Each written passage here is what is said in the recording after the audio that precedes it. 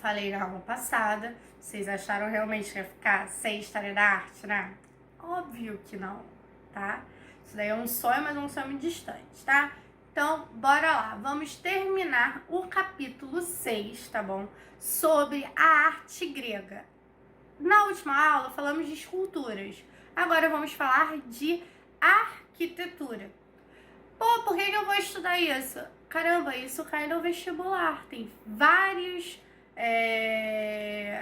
questões já na apostila de vocês, tá? Sobre este assunto aqui, tá? Porque eles pegam várias coisas de Grécia e colocam às vezes uma questão sobre arquitetura grega, tá? Para vocês analisarem e também comparar os períodos. Então isso daqui é muito relevante para vocês, tá bom?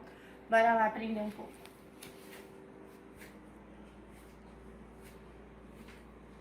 Arquitetura na Grécia Antiga.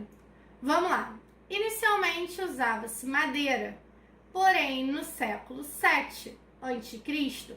foi substituído pelo mármore. Esse negócio, gente, de tudo da Grécia ser branco, esqueçam isso, tá bom? Já há evidências históricas e também junto com a arqueologia, tá? E com várias outras ciências que auxiliam no estudo da história, que os templos, eles eram pintados. Mas esses pigmentos, eles vão desaparecendo ao longo do tempo, tá bom? E a arquitetura na Grécia Antiga, ela foi muito influenciada pelo Oriente. Poxa, professora, como isso? Lembra da aula sobre Grécia Antiga? Que eu falei muito com vocês sobre que a terra na Grécia para agricultura era muito ruim, então eles começaram a ter que fazer o comércio com outras civilizações e isso daí acabou influenciando, obviamente, a arquitetura, tá? Por causa do comércio com o Oriente, ok?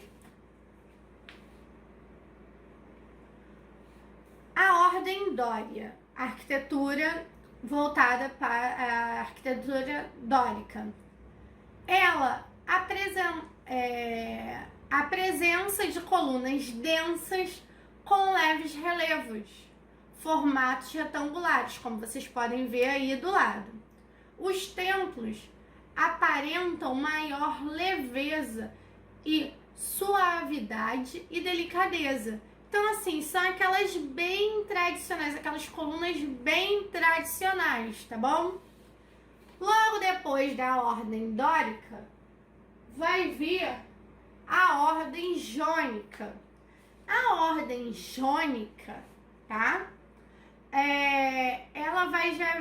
Ela já vai ter o quê? Um aperfeiçoamento nessas técnicas, tá? As fachadas vão ser ornamentadas. As construções possuem 2 níveis de construção, tá?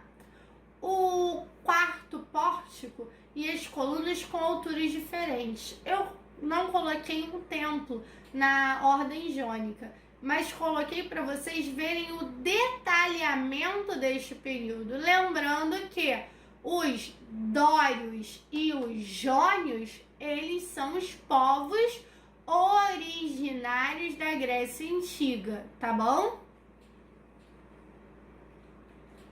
Já a arquitetura do período helenístico, que período é esse? Isso mesmo, onde teve, o período que pegou de Alexandre o Grande, com a invasão de Alexandre o Grande, né? E esses novos modelos foi uma variação mais luxuosa, como vocês podem ver ali num templo, tá? Na arquitetura grega, que eles vão colocar muito da escultura dentro da arquitetura, tá? A cidade helenística eram com grandes muralhas, amplos e complexos arquitetônicos. O desenvolvimento urbano, ele vai ser muito marcado neste período pela arquitetura, tá? Como dividir a cidade, aonde vai ser feitas as reuniões públicas, onde já é na parte de construção de casa e tudo, o público e o privado, dentro do desenvolvimento urbano, ele será muito bem marcado pela arquitetura helenística. Porém, vai dar para ver dentro da arquitetura dos pilares uma exuberância de luxo, tá bom? Como vocês podem ver, os pilares aí que eu coloquei na imagem, tá bom? Gente, como eu sempre falo para vocês, história da arte é uma complementação da história, mas também é o que cai no Enem na parte de português, porque vocês têm que olhar a imagem e fazer a leitura não verbal. Então é uma interdisciplinariedade, que é o que mais vai cair no Enem para vocês, tá? Vocês vão ter que pegar a interdisciplinariedade de português e de história, e às vezes também de geografia e de literatura, para entender isso daqui que eu acabei de mostrar para vocês, tá? Leitura não verbal, interpretar um quadro ou uma arquitetura, por exemplo, tá? Entender um pouco da história e também entender a geografia. Por exemplo, como eu falei para vocês dos territórios, porque a arquitetura na Grécia ela é influenciada pelo Oriente. Então, isso tudo é cobrado numa questão de Enem só, tá? Então, a interdisciplinariedade é muito grande.